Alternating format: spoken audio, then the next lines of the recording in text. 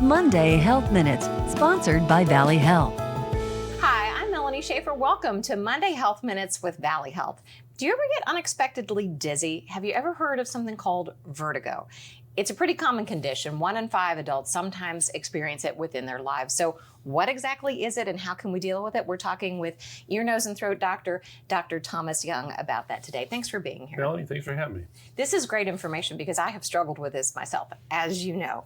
So tell me what vertigo is. Well, I think the first thing that we need to figure out is what exactly do people mean by vertigo, dizziness. So when people say dizziness, they mean a lot of different things. Sometimes it can mean lightheaded and woozy. Sometimes it can mean I'm unsteady on my feet. Sometimes it can mean I'm having vertigo or spinning. And the vertigo is really kind of classic for an inner ear problem where you actually have spinning like you're on a merry-go-round. So we need to kind of figure out what are those 3 different types first, and then where do we go from there. If it's the spinny type, what kind of causes that? I mean, in my experience, it was vicious from the start. It was like someone had tied me to a fan and whirred me around. Right. What are the causes of this? So that's an excellent question. And a lot of people will come in and say, well, I have vertigo, or I was told I have vertigo. Vertigo is just a symptom. It's like saying I have a headache. There's lots of causes of headaches, and we need to figure out why you're having this vertigo. And it can be an inner ear problem. It can be caused by a virus. It can be caused by a tumor. It can be caused by little crystals that get stuck in your inner ear.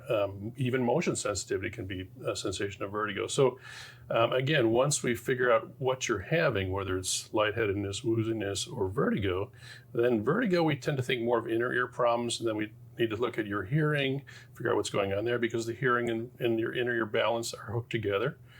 So we need to kind of figure out where that direction is and how we figure those things out.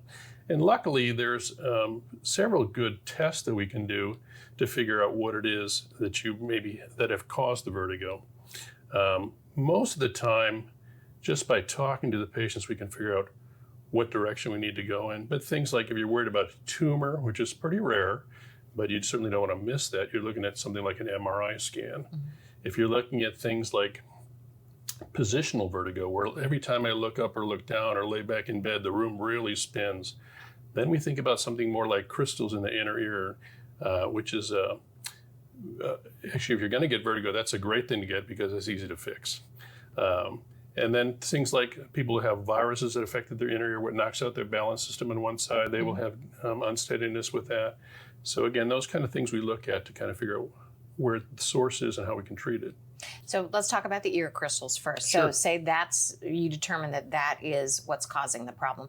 Explain to me what that is with the ear crystals and how do you treat it?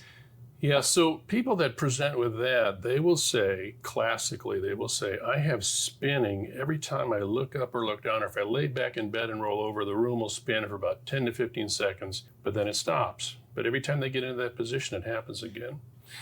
What happens is that in your inner ear, you have these balance canals that are C-shaped, and they're filled with fluid. And whenever you turn your head, that fluid in there shifts, and that causes little hair cells to bend like reeds in a stream, and that tells your brain as your head is turning.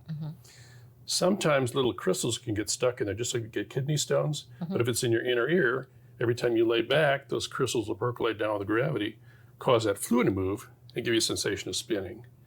What we treat that with is we do a little maneuver that kind of gets those out. People will say, well, he flipped me on the table. Well, that's exactly what we do. We lay you back, flip you on the other side, and that gets those out of there. Okay, so let's talk about the other option you said where it might be some kind of viral infection. People that get a viral infection or so, they will have, classically, they will say, I had this intense bout of spinning that lasted for 3, 4, 5 hours, maybe a day.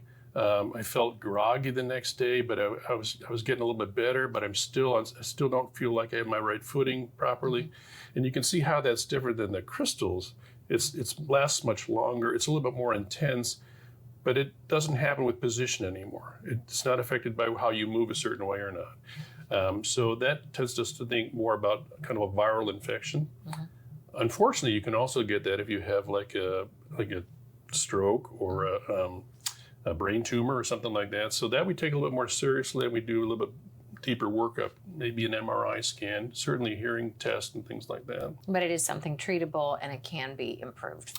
Again, it depends on what the diagnosis is, but yes, 99% of the time we can fix you and make you better. Okay. Dr. Jung, thank you so much. Some great tips people can watch out for if they feel that out of control spin coming on. My pleasure. Appreciate it. Thanks for having me. Thank you so much. Thanks for checking in with Monday Health Minutes.